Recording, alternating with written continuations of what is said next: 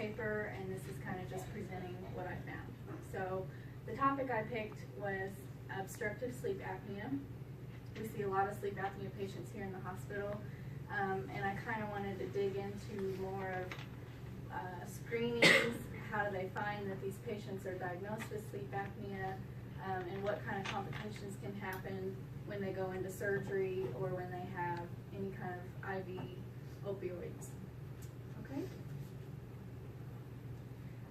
So, to begin, the National Sleep Foundation has stated that over 18 million American adults have obstructive sleep apnea. This can be periods of airway obstruction. You might notice some of your family members, if they're heavier, they might have periods in their sleep where they just stop breathing, and they probably don't know it. So you can also have a drop in your oxygen saturation when you're asleep, so that's another sign as well. They found that 22 to 82% of surgery patients have obstructive sleep apnea. So that can be kind of scary if you're going into surgery and you don't know that you have this problem, and you can have complications. Like it said, there's increased likelihood of complications during and after surgery when you have sleep apnea. And there are screening tools that are out there to help nurses and respiratory therapists kind of in the pre-op period to determine whether or not patients are at risk for obstructive sleep apnea. So I found I had to do a literature review on 5 different research studies. So the first one that I did compared 693 patients total, and they were given this stop bang questionnaire, which is what I've handed out to you. So those who met criteria on at least 3 of those subjects were noted to be at risk for obstructive sleep apnea. They were also noted, in the study they separated these patients between if they had a current diagnosis of sleep apnea and if they didn't. So it was found that the average length of stay was 3 days for those who had a current diagnosis and used a CPAP machine, versus the ones who did not have a diagnosis. They stayed another day longer on average. They also required oxygen, and then there were 2 cases of sudden death, which was caused by asphyxia, or they had their airway cut off basically while they were sleeping. So this study found that when you have a current diagnosis of obstructive sleep apnea and you use CPAP, you can have a shorter length of stay and less complications versus those who do not have a current diagnosis. The next study was at a sleep clinic. They did a review of 60 patients, and they used 2 different questionnaires. The first one was an Epworth sleepiness scale. The second one was that stop bang questionnaire. And the Epworth sleepiness scale basically is questions about how tired you are during the day, if you feel like you're getting enough sleep. It's mainly geared towards your sleep itself, versus the stop bang questionnaire has questions about your BMI, your age, your blood pressure, things like that. So this study didn't really show that there was a high prevalence for obstructive sleep apnea, but it did recommend that you only use the sleepiness scale to determine a patient's sleepiness or problems with daytime sleepiness, versus the stop bang questionnaire. You can use that more towards an actual sleep apnea diagnosis. The third study was for outpatient procedures. There was 125 patients, and they had different procedures: urologic, ortho, gynecologic, and ophthalmologic procedures. Half of these patients were already on a CPAP machine, and 10% of those had an obstructive sleep apnea diagnosis. Out of these 125 patients, there were 4 that had an unplanned admission to the ICU after their procedure. 5 of those had post-op renal failure. Some of the other complications that were noted, myocardial infarction, cardiac arrhythmia, hypoxemia, and the use of a ventilator for respiratory failure. These patients averaged a 6-day hospital stay, and then for those that were in the ICU, they had an additional 3-day stay. This study didn't really show that there was enough data to determine that obstructive sleep apnea caused these post-op complications.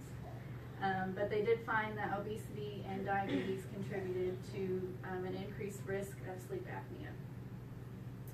And then it also noted that the patients without a diagnosis had no difference in their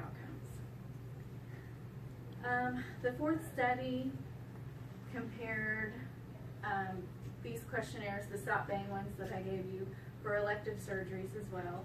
And the authors hypothesized that the higher the score was on their questionnaire, they had an increased risk for a critical care admission after their procedure. So this study had a lot more patients that they looked at, 5,432, and out of those, 117 had a current diagnosis.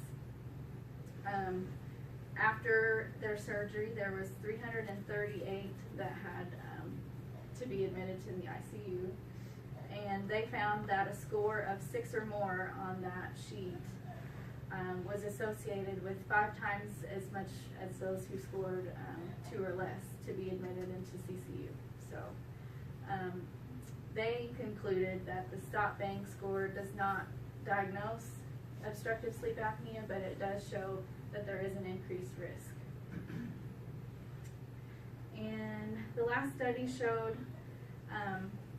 they used a different questionnaire. It was the Berlin questionnaire, and it has questions kind of like this one as well, where it asks about blood pressure, daytime sleepiness, and then whether or not you have an absence of breathing while you're sleeping. These patients were receiving IV sedation for a colonoscopy, and they had sleep monitors their first night post-op.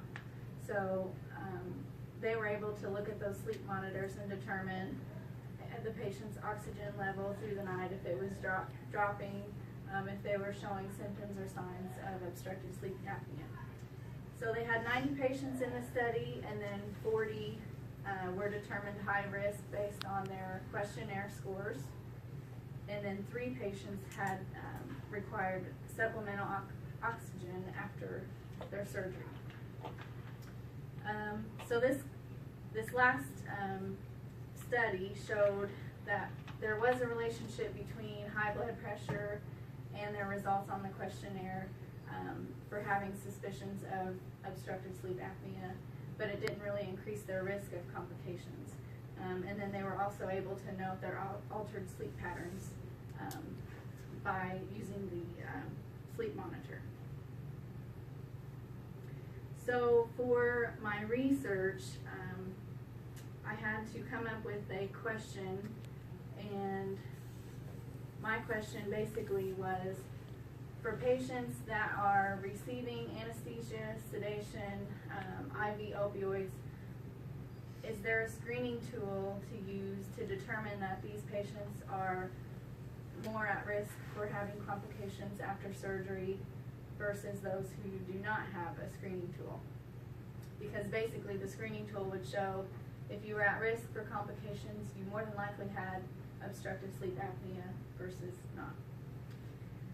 So with that information, you could use it to kind of get your game plan ahead for surgery. If you thought this patient, you know, they show a high score on their questionnaire, you could determine whether or not they were going to probably go to the CCU. Do you have adequate staffing? Do you have extra people around, extra supplies in case something would start to go wrong? There was also a nurse theorist that I had to find that kind of correlated between what her theory was and kind of what my research was geared towards. And I found the Newman Systems model, and basically it's about nursing and keeping control of your patients by determining primary, secondary, and tertiary prevention for your patients. So relating to sleep apnea, there's different ways we can try to prevent sleep apnea. So that's kind of how I tied this theory in. Using polysomnography testing, that's the only way you can diagnose sleep apnea. It's expensive, and it's something that patients will have to think about if their screening tools do show that they are at risk. And then also using, CPAP as well when you are diagnosed. So for the study that I have chosen to do, it's kind of like a study would happen here at the hospital. So it would take place in a critical access hospital for patients that have elective surgeries, only adult patients. They would sign consent, and they would only be included in my study if they were receiving the sedation, the IV opioids. With any kind of research, you have to have consent. The data is confidential. The only thing I would need for it is age, gender, and then what your screening questionnaire shows. The data would be collected for 30 patients over a 6-month period and would not include people that had already had a current diagnosis of sleep apnea. So the questionnaires would be given in the pre-op period, and then if it was determined that patients scored high risk for obstructive sleep apnea, then you would be referred to respiratory therapy, because then they can provide the resources needed for actually undergoing a polysomnography testing or doing an at-home sleep study to better verify that the patient is high risk for sleep apnea and needs some treatment before they can undergo their surgery. So the patients that do end up having that high risk category, they won't be included within the study because the surgeon probably would not agree to do surgery. But afterwards there would be a chart review 6 months after the study that would determine whether or not the patients followed through and went to their appointments to get a current diagnosis of obstructive sleep apnea, whether or not they were currently being treated for it, and if they did end up having their surgery. The study would also track any complications that would happen pre-op and post-op, as well as the patient's length of stay and if they needed supplemental oxygen. This last slide kind of tells more about the Stott-Bain questionnaire, the one that I handed out to you. It's got 8 questions on it, and you can use it to rate yourself high risk or low risk for obstructive sleep apnea. So this questionnaire is an evidence-based questionnaire. When I was looking through research articles, this constantly was coming up. So it isn't up to date, it is in use, and it's pretty popular for research. So the questionnaire asks about snoring, are you tired, has anyone observed that you've had difficulty breathing in your sleep, what's your blood pressure, what's your body mass index, your age, your neck circumference, and then again your gender. So a score of 0 to 2 is considered low risk for obstructive sleep apnea, and 3 or more would be moderate to high risk. And then to analyze the data, I would do a 1 sample t-test to compare high-risk patients versus low-risk patients. And I could also use a 2 sample t-test to compare men versus women, depending on their screening scores and the number of participants. If there's more men than women, then those numbers are going to be way off, and I couldn't really use them. And then, like I said before, doing a chart review afterwards to see how these patients ended up if they were referred to respiratory for further evaluation. So, in conclusion, these screening tools can be used to help identify these patients with obstructive sleep apnea. You can use these to educate your patients. Definitely, it's all about patient outcomes. So if you can improve their outcome, if you can, it's kind of a benefit outweighs the risk there. If they know that they're at risk, they should probably go on with seeking treatment. You can help them with that, as well as if patients do undergo their surgeries or procedures, you can use this tool as a guide to figure out kind of what your plan is going to be during that preoperative and postoperative period. Any questions?